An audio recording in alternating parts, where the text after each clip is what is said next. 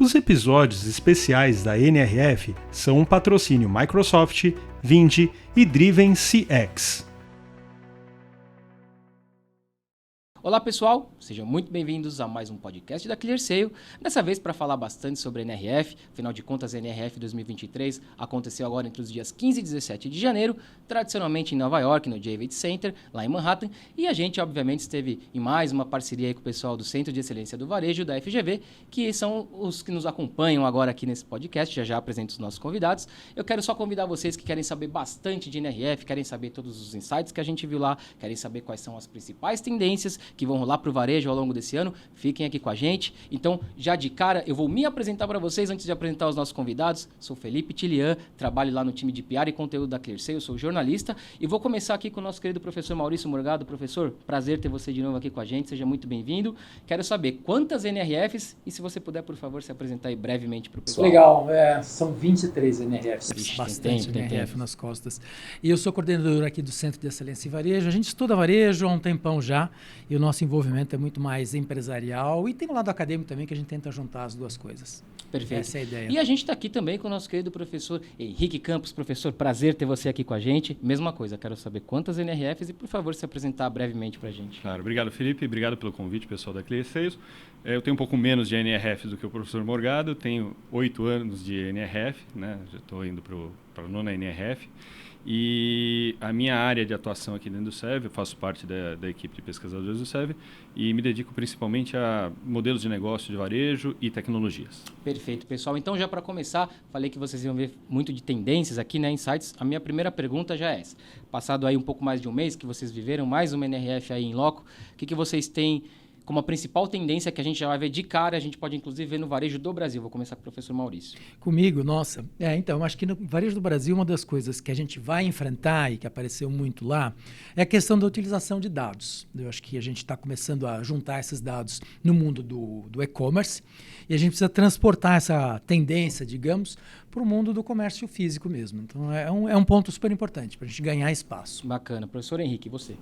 Bom, uma coisa que me chamou muito a atenção lá na feira, né, que é algo que a gente também está acompanhando bastante acontecer aqui no Brasil, é como os ecossistemas de negócio no varejo eles estão se ampliando e ganhando corpo, né? Por exemplo, lá na NRF nós tínhamos estandes do Walmart vendendo serviços para os demais varejistas, ou então estandes da Amazon com Amazon Web Services também vendendo serviços para o varejista. A gente já tem bastante coisa acontecendo aqui também no Brasil, esses ecossistemas de varejo estão se formando fortemente aqui no Brasil. Temos o caso dos nativos digital, tipo iFood e Rappi, que vendem soluções para varejistas, mas também outros varejistas que fazem o mesmo para os outros colegas, como o caso da Magalu e o Super Apps. Perfeito. Vou até pegar um gancho, professor, vai, e vou inverter aqui um pouquinho a ordem para a gente não ficar sempre na mesma ordem. Você falou sobre nativos digitais, eu quero falar sobre nativos digitais. Falou-se muito na NRF desse ano sobre a geração Z, uma geração alfa, que eles até chamaram de Zalfa, né, algo nessa linha.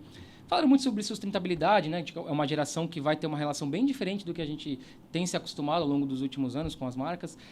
O que a gente pode esperar para o varejo brasileiro nesse sentido, assim, como atingir esse público, como trabalhar esse público e o que esperar do comportamento de consumo desse público? Legal. Bom, acho que temos duas coisas aí para fazer uma boa divisão, né, dessa nova geração de consumidores, né?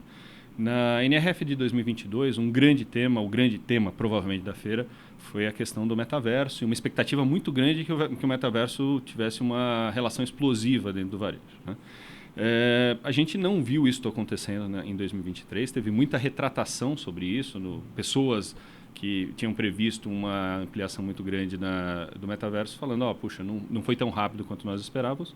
Tem um conjunto de fatores ligados a isso, principalmente a questão das tecnologias que suportam o ambiente de metaverso, principalmente para negócios, mas esse consumidor das novas gerações, da Z e da Alpha, são consumidores que estão muito mais acostumados com esse ambiente telepresencial, né?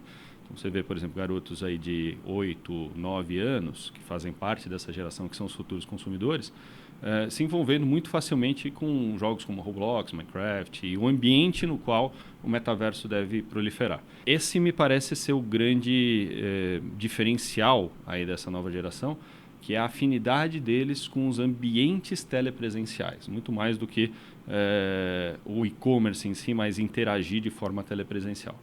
Essa vai ser uma mudança radical quando essa geração for de fato as responsáveis pelos motivadores de compra. Perfeito. Professor Morgado, geração alfa, o que a gente pode esperar para o varejo? Principalmente no Brasil, se a gente puder se concentrar nesse recorte. Eu acho que também tem uma questão da conversa com essa geração, né? É uma geração que está muito, além de habituada a esses ambientes digitais, ela está muito habituada a redes sociais. Acho que essa apresentação das redes sociais para esse grupo aconteceu super cedo, eles vivem nas redes sociais. E outra coisa que a gente percebeu muito, se discutiu na NRF, foi essa tiktokização, se é que essa palavra existe, do mundo como um todo e da falta de atenção que as pessoas têm. Eu acho que isso contaminou a sociedade como um todo, não só os alfa, né? A sociedade como um todo está muito pouco focada. Ela está de concentração. Não dá para concentrar muito. Eu digo que as pessoas têm assim a capacidade de concentração de um peixe dourado no aquário, né? Você não consegue chamar a atenção das pessoas por muito tempo. Eu estava até comentando no evento de hoje, a Netflix começa a anunciar filmes de 90 minutos como um diferencial. Esse filme só tem 90 minutos. Eu acho que esse é um ponto importante. Então, tem isso também. Para falar com essas pessoas, para vender para essas pessoas, para se comunicar com essas pessoas, tem que ser mensagens curtas, rápidas, objetivas. Eu acho que mudou bastante isso também. É um ponto para a gente considerar. Bacana. Pessoal, a gente fala muito, já algumas NRFs, né, sobre questão de omnicanalidade, né, a questão do varejo físico, varejo online, como é que eles vão interagir, se integrar, etc. Né? A gente vem de uma NRF em 2022, ainda com uma volta de pandemia, né, o evento retornou presencial, mas ainda... acho que a gente pode dizer de maneira tímida, né? Um pouco mais esvaziado por causa da volta da pandemia, ainda precisando usar máscaras, mostrar certificado de vacinação, aquela coisa toda que a gente se acostumou. E esse ano, com uma NRF um pouco mais, digamos, normal, assim, voltou ao normal, né? Não que a pandemia tenha acabado, mas a gente viu um evento mais cheio, sem pessoas precisando usar máscara, etc. Pensando no ponto de vista do varejo, né? Como é que o varejo tem se comportado, e vocês viram lá de tendência nesse sentido, para ter de novo as pessoas no físico, né? Já que durante a pandemia as pessoas se acostumaram tanto a comprar online e agora as lojas físicas, ao contrário do que a gente já pensou em outros anos, não vão acabar, né? Elas não acabam com o online, muito pelo contrário, eles podem trabalhar juntos. Eu queria saber o que vocês veem sobre isso.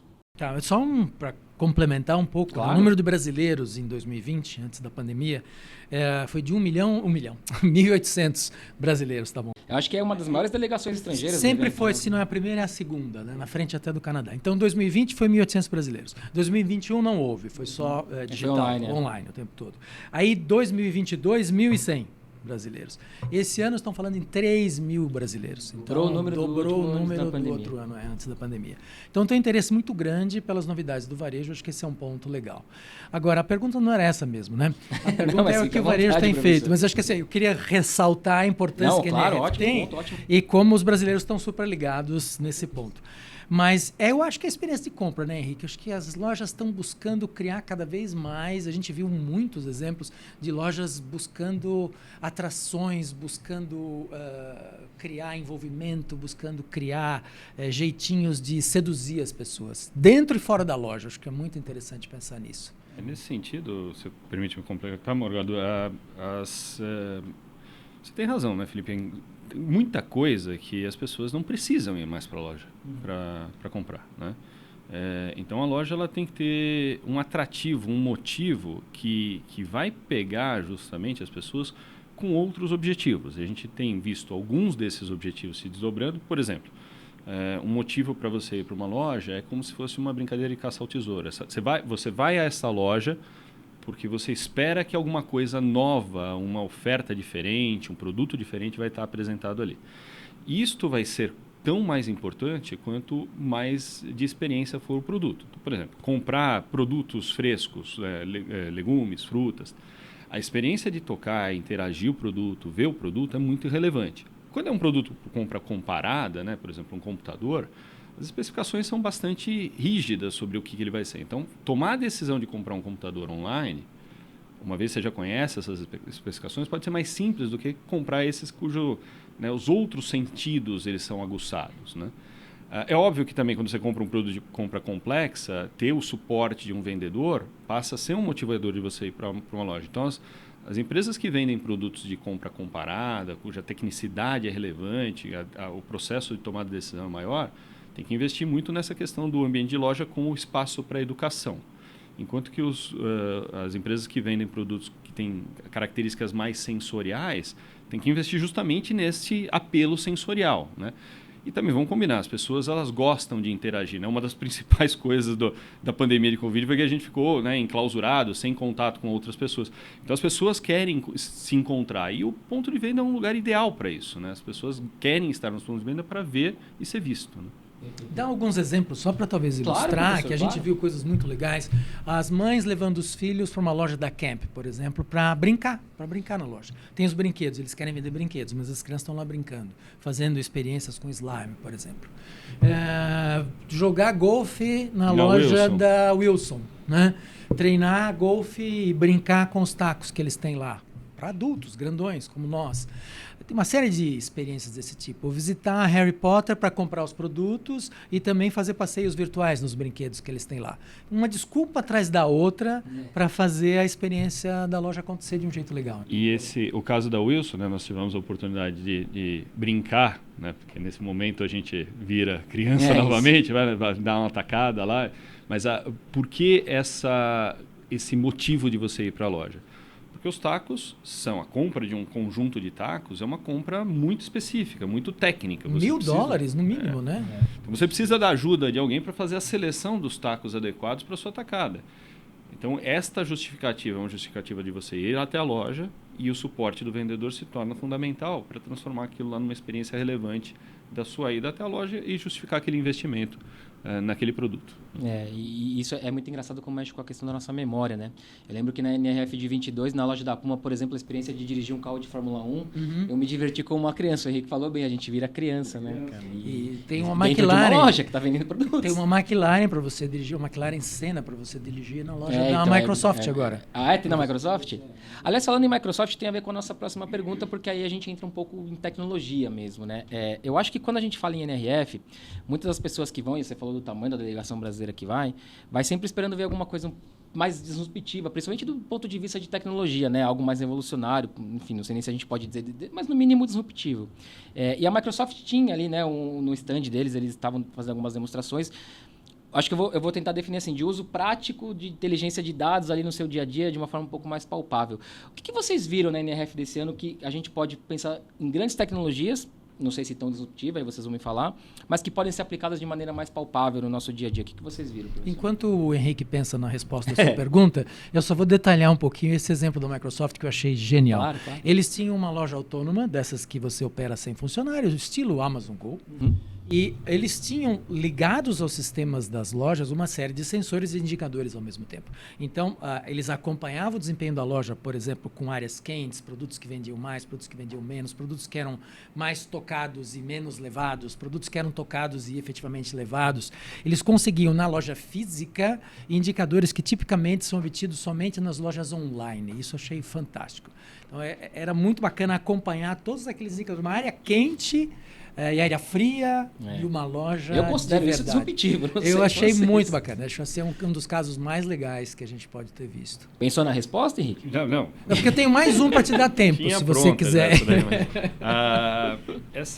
Esse movimento de transformar uma loja física com uma camada, um tecido digital, é algo que tem sido trabalhado pelas empresas de tecnologia há algum tempo já, como se fosse o protótipo de uma loja adequada, ideal, né?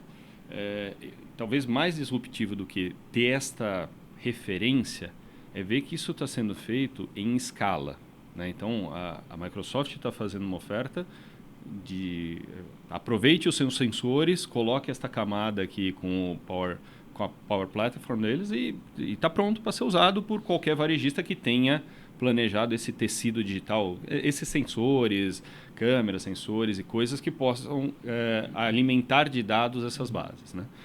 E isso está sendo feito não só pela Microsoft, mas também nesses serviços digitais dos grandes ecossistemas. A AWS tem também essa proposta para ser feita, né, com o Just Walk Out Technology. Você pode licenciar essa tecnologia desde os sensores até a parte mais analítica desses sensores e está pronto para ser feito, né? As grandes empresas de tecnologia têm investido nessa infraestrutura como base para vender as tecnologias delas e habilitando varejistas dos mais diversos tamanhos a fazer o uso dessas tecnologias. E outra coisa também, né, voltando à resposta da primeira pergunta, que acho que esse é um ponto que conecta as duas justamente, não só as empresas de tecnologia, naturais de tecnologia, como a Amazon Web Services, que é um braço de tecnologia da Amazon, mas notar que os varejistas estão fazendo isso, né? O Walmart abriu uma divisão chamada Walmart Commerce Technologies, que é justamente orientada para isso, desenvolver tecnologia que vai ser, obviamente, utilizada nas lojas do Walmart, mas que pode ser revendida para outros varejistas.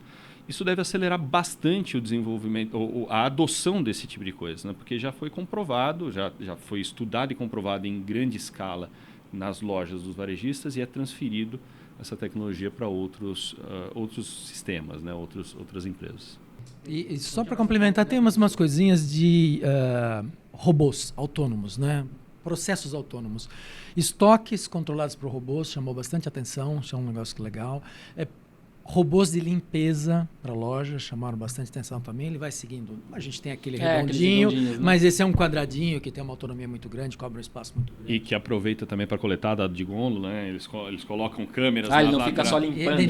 Exato, esse é um outro processo automatizado. Sim, também. Ele usa as câmeras de navegação para fazer a varredura, visão computacional e fazer a varredura das lojas. E outro que já estava o ano passado, a gente gostou muito esse ano, já está na versão acho que 3, se eu não me engano, é um robô para entregas. É um carrinho automático, é um drone terrestre, vamos simplificar, né? E ele vai fazendo as entregas por um percurso que você determina. Então, eu acho que eles estão muito atrás da substituição de mão de obra por robôs, de maneira geral. A gente talvez não tenha tanto essa necessidade por conta do nosso excesso de mão de obra por aqui, barato ainda, mas tem muita alternativa para substituir gente, que já apareceu bastante. E dentro dessas alternativas para substituir gente, acho que uma outra que nós conversamos várias vezes aqui, né, é a questão do checkout, usando tecnologias para automatizar o checkout, né?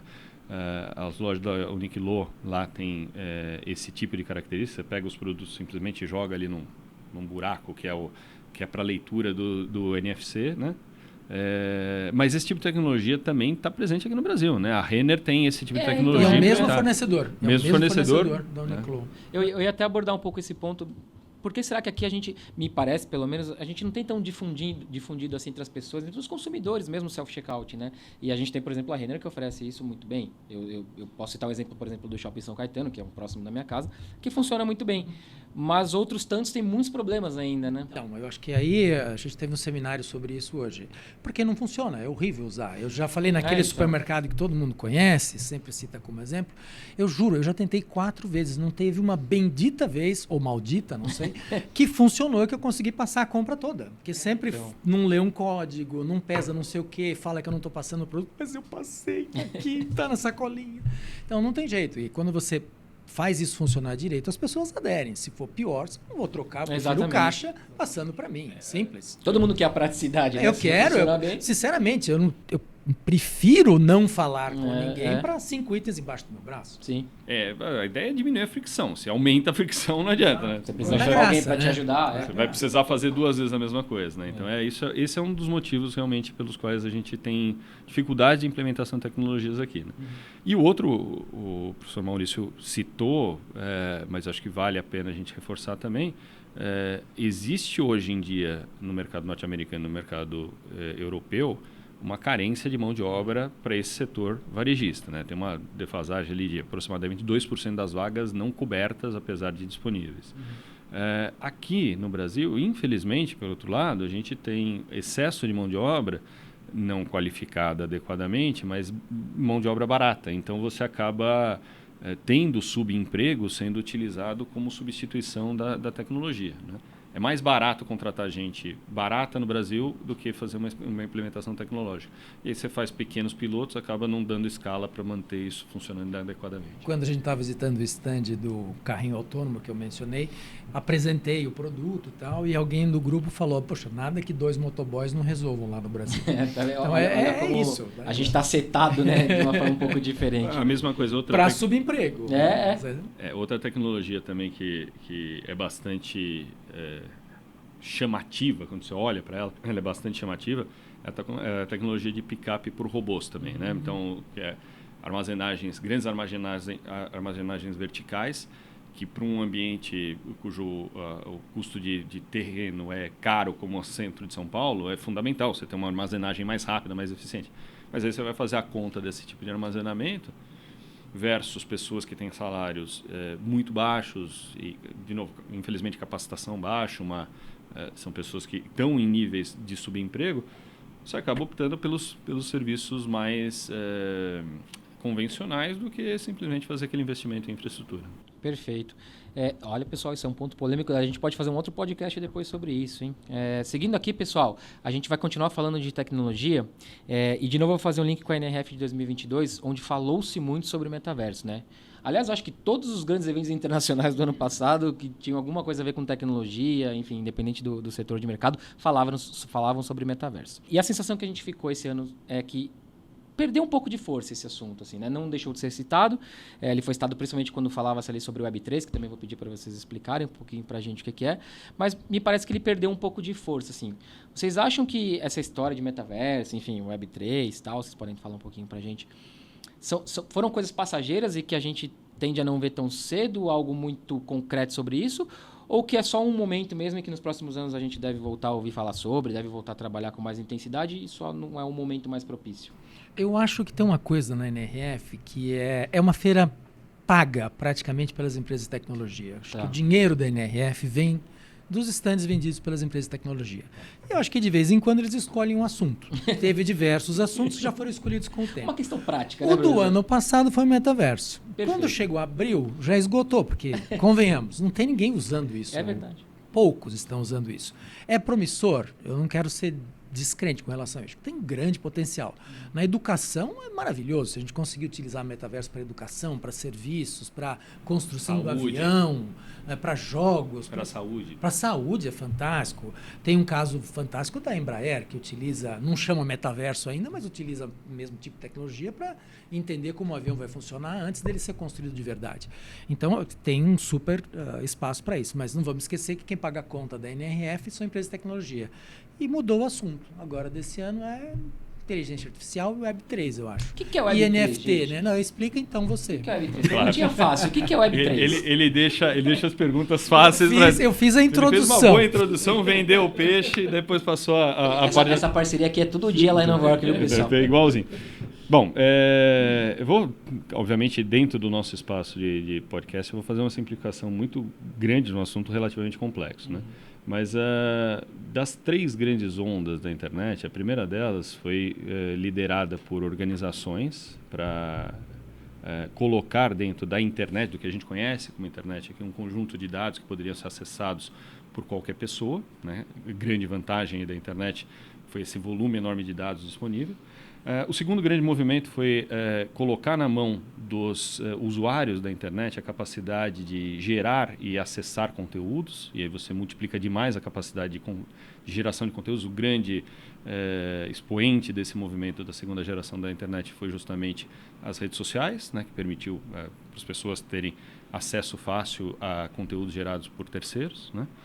E aí, finalmente, a Web3 ela tem um conjunto de movimentos de descentralização, privacidade e autenticação do que está sendo feito, né? Então, o grande problema quando a gente tem as pessoas gerando conteúdo para tudo quanto é lado é que você perde um pouco o controle de onde veio esse conteúdo e como que ele funciona.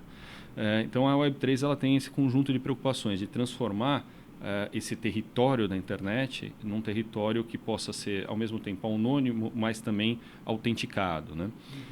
E aí, tem 4 grandes tecnologias que suportam o exercício da Web3. A primeira delas é a tecnologia de blockchain, ou seja, máquinas descentralizadas fazendo a autenticação de uma operação, né? Isto permite a formação de outras 2 tecnologias, uma delas criptomoedas, né, criptoativos, e uma outra que também está sendo muito falada, que são os tokens não fungíveis, os NFTs. Né? As 2 coisas são representações digitais de uma propriedade, que pode ou não ser física, né? Pode ou não ser convertida em dinheiro, pode ou não ser convertida num objeto físico. E a última dessas tecnologias que compõem esse pacote da Web3 é justamente o metaverso, que é uma representação telepresencial contínua. Ou seja, o Felipe pode ter uma presença contínua num ambiente virtual e, portanto, faz sentido que você tenha propriedade desse ambiente virtual, né? Então, vai ter propriedade, uma sala onde a gente possa rodar esse podcast, vai ter ferramentais como esses microfones com funcionalidades específicas para dentro do metaverso. As nossas próprias roupas, como que elas seriam representadas no ambiente telepresencial contínuo, né? A grande questão é que esta última tecnologia apareceu como sendo mais evidente do que as anteriores, que são tecnologias de fundo, são necessárias para que a outra aconteça, né?